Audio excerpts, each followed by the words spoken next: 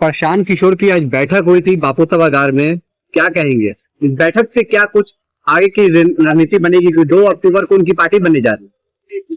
ये बैठक एक्चुअली में मुसलमानों को बेदार करने के लिए हुई थी, इसलिए कि हम मुसलमानों को हमेशा सब पार्टियों ने ठगा। पहले लालू यादव के जमाने में जो ये कॉम्बिनेशन हुआ करता था MY का, तो उस सूरत में वो उस वक्त ये हाल था कि सब लोग मिलके एक साथ वोट किया करते थे, सपोर्ट करते थे।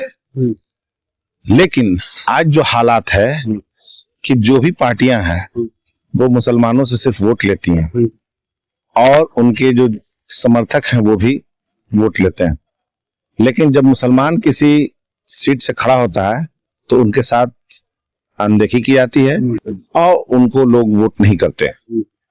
तो हम लोग का ये कहना है कि जब हमारे वोट की आपकी जरूरत है और जब आपको हमको वोट देने की जरूरत पड़ती है, उस वक्त में आप दूसरे पार्टी को चुनते हैं, हम लोग को नहीं देते हैं पार्टी में होने के बावजूद, तो फिर हम आपके साथ क्यों रहें? हम आपका झोला क्यों ढोएं? इसलिए अभी जो प्रशांत जी पहल किए हैं तो लोगों को लगा, एक किरण जागा कि भाई जिसकी जितनी हिस्सेदारी उसकी उतनी भागीदारी।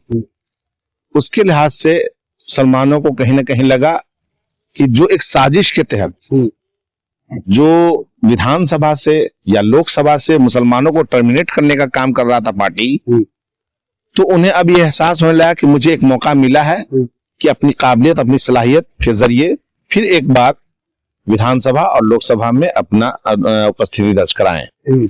इसके लिए प्रशांत किशोर जी ने जैसे कहा कि जिसकी जितनी हिस्सेदारी उतनी भागीदारी, उसके लिहाज से एक उम्मीद जागी है कि जो मुसलमान लीडरान हैं, जिनको लगता है कि भाई हम आने वाले दिनों में चुनाव लड़ेंगे, तो उनके लिए एक जो है किरण की तरह जगह है और उसमें लोगों ने बढ़ चढ़ के हिस्सा लिया है, आगे भी हिस्सा लेंगे। आज तेजस्वी यादव एक दिवसीय धरना पे बैठे हैं अपने ऑफिस के, अपने कार्यालय के बाहर। इसका वजह है क्योंकि तेजस्वी यादव को अभी तक लग रहा था कि मुसलमान उसका बंधुआ मजदूर है। उसके तहत इन्होंने क्या किया कि मुसलमान को वोटों को छलावा करके अपने पार्टी में लेने का काम किया। ये डर दिखा के बीजेपी का कि बीजेपी आ जाएगी तो आपके साथ ये होगा, वो होगा, अन्याय होगा, फलाना ठिकाना। जबकि 15 साल से बीजेपी की सरकार है, एनडीए की सरकार है, 15 साल से सेंटर में भी बीजेपी की सरकार है, बावजूद उसके मुसलमान अभी भी हर जगह सही सुरक्षित हैं। लेकिन ये उन सब मुसलमानों को बीजेपी का डर दिखा के अपने झोली में वोट बटोरने का काम करते हैं। और जब उसी मुसलमान को उन लोगों के वोट की जरूरत पड़ती है, उस वक्त में यादव समुदाय वो लोग बीजेपी को वोट कर देते हैं और मुसलमान को हराने का काम करते हैं। वैसी परिस्थिति को देखते हुए मुसलमान अब जागरूक हो चुका है और मुसलमान भी आरजेडी का साथ छोड़कर एक नया राह की तरफ चल पड़ा है और वो राह जो है हमारा जनसुराज है। एक टाइम था कि 2014 में जब मोदी जी सरकार बनाने जा रहे थे तो उस समय नारा था कि बहुत हुई महंगाई की मार, अब की बार मोदी सरकार।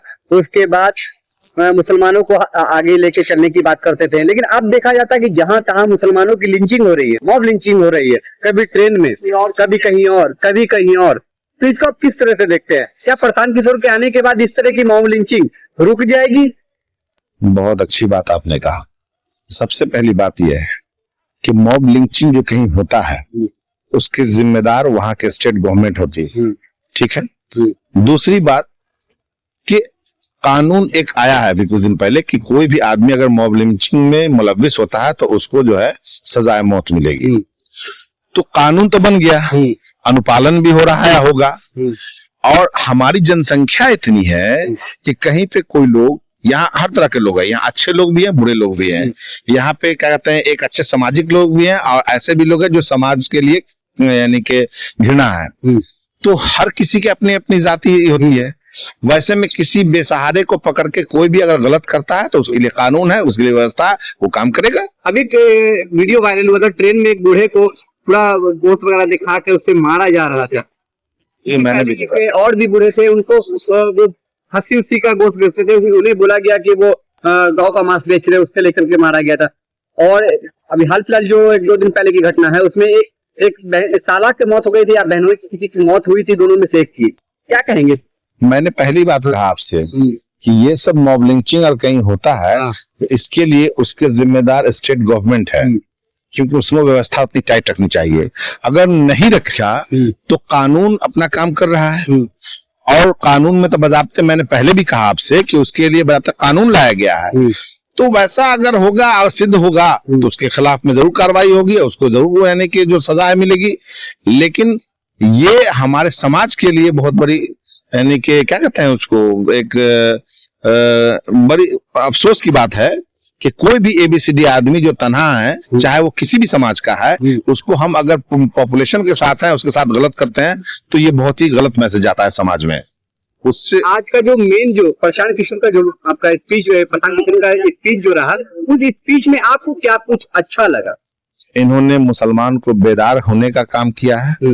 इन्होंने मुसलमान को याद दिलाया है कि आप जितने % हैं उसके लिहाज से आपको भागीदारी मिलनी चाहिए।